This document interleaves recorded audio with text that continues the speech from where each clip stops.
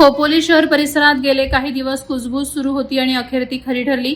पटेल नगर परिसरात बिबट्याचं प्रत्यक्ष दर्शन झाल्याची अधिकृत माहिती समोर आल्याने शहरात एकच खळबळ उडाली। प्रत्यक्ष पाहणीत हा बिबट्या आकारानं लहान असल्याचं स्पष्ट झालं असून तो मुक्त संचार करत असल्याचं निदर्शनास आलंय। या घटनेची गंभीर दखल घेत वनविभाग, अलिबाग, खालापूर परिक्षेत्र आणि खोपोली परिमंडळ यांनी तातडीनं संयुक्त पाहणी केली। परिसरातील खुणा, हालचाली आणि नैसर्गिक मार्गांचा अभ्यास केल्यानंतर बिबट्याचा वावर निश्चित झाल्याची माहिती वनविभागाचे अधिकारी पवार यांनी दिली।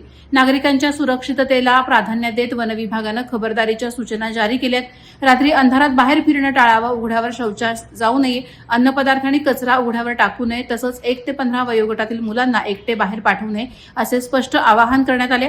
दरम्यान बिबट्या दिसल्यास किंवा त्याच्या उपस्थितीचा संशय आल्यास तात्काळ वनविभागाशी संपर्क साधावा, कोणत्याही प्रकारच्या अफवा पसरू नयेत आणि प्रशासनाला पूर्ण सहकार्य करावे असेही वनविभागाने नागरिकांना आवर्जून सांगितलंय।